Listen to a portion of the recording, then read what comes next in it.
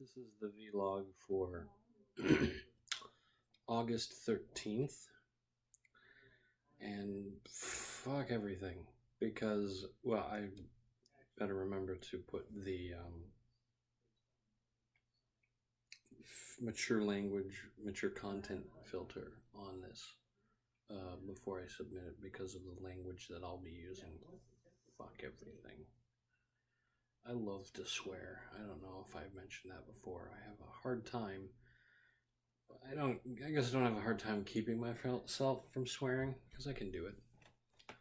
Do it around my little cousins, the sons and daughters of my actual cousins. I think it's weird that my cousins have cousins and that they're my cousins as well.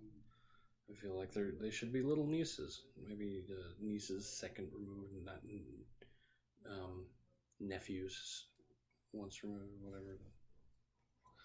So, fuck everything. Today at work was just a goddamn nightmare of keeping track of a million things at once and feeling like you're not getting anything done because you're just trying to get the bare minimum going. And it's a goddamn nightmare.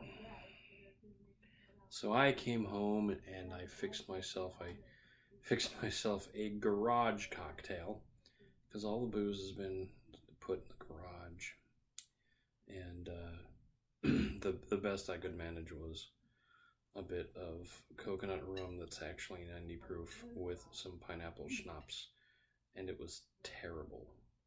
Super sweet and still very chemical tasty and just so I immediately washed it down with a beer, and then I felt great, and I still feel great. And all I have to do is sit here and prattle in a drunken state for the next 3 minutes, and that'll be it. So what is today? Today is the release of the World of Warcraft Battle for Azeroth expansion, which released apparently at 3 p.m. in the afternoon on the West Coast, which seems very early in the day. I'm used to 9 p.m. because it becomes the next day on the East Coast. Midnight is 9 p.m. on the West Coast. So a lot of Steam games go on sale in the US at 9 p.m. The day before they come out.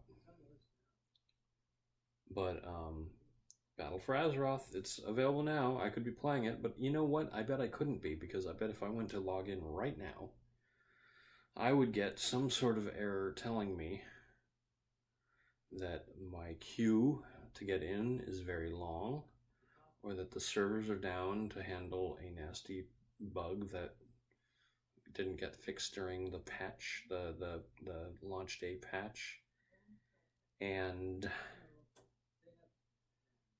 or I would just get into the game and it would be incredibly bad, like terrible ping, terrible latency. I just like the way my lip looks like this. It makes it look like something that reminds me of the Phantom of the Opera.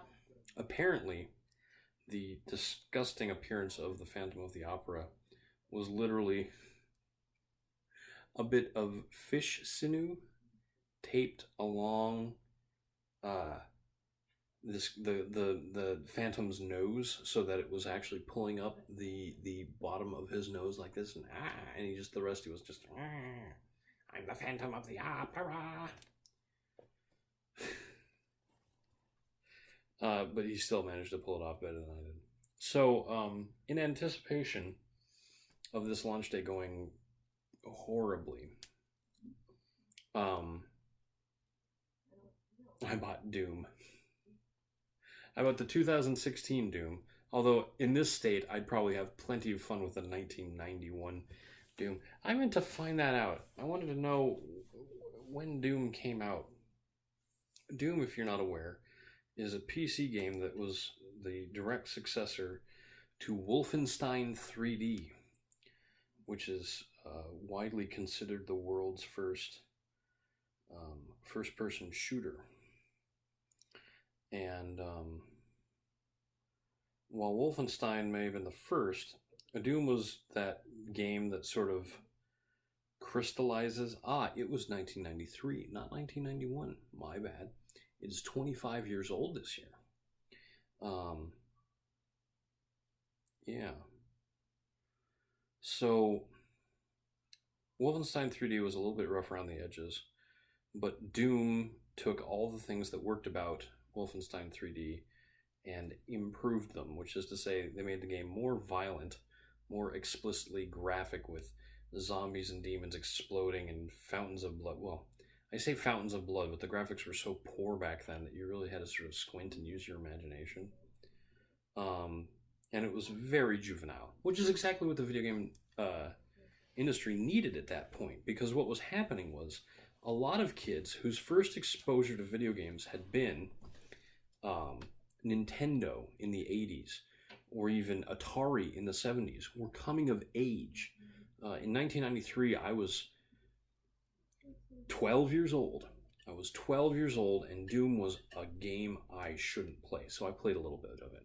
I didn't have a computer that could run it back then, so it wasn't even like something that I could play in my own home, but I played it at LAN centers that were starting to sort of crop up. I played it at other people's houses who had much nicer computers than me, and it was sort of like, cool, oh, that guy exploded, whoa. But I got over it really fast, and it just really wasn't my kind of game. But I can definitely see the appeal. Kids that were, 8 or 9 or 10 years old when Super Mario Brothers came out were, teenagers and going into college by the time, sorry, that was gross. By the time this game came out, and so that was the perfect time for them to be like, yeah, dude, totally metal, blowing up zombies and demons and stuff, yeah, on Mars, whoa, it's demons in space, whoa, that kind of stuff. So yeah, it worked really well for them. The same people went on to make Quake, which was more of the same, but in a much more refined 3D manner, and are largely responsible for the popularity of the first-person shooter genre, which is a standard today. So while I can harp on it for being gross or immature or, brain-dead art, that can barely be called art, made for the lowest common denominator, well, yeah, sometimes you need that just to keep the gaming industry going. You've got to make money, and you've got to appeal to what works, and it worked. So it sort of worked. The backlash against its violence meant that after Doom 2 in like 94, 95, they did not make another Doom game for 10 years or so. And it was a very different game when it came out. But this new one that came out in 2016 is a very different beast. It's getting back to the original, like, whoa, kind of mentality.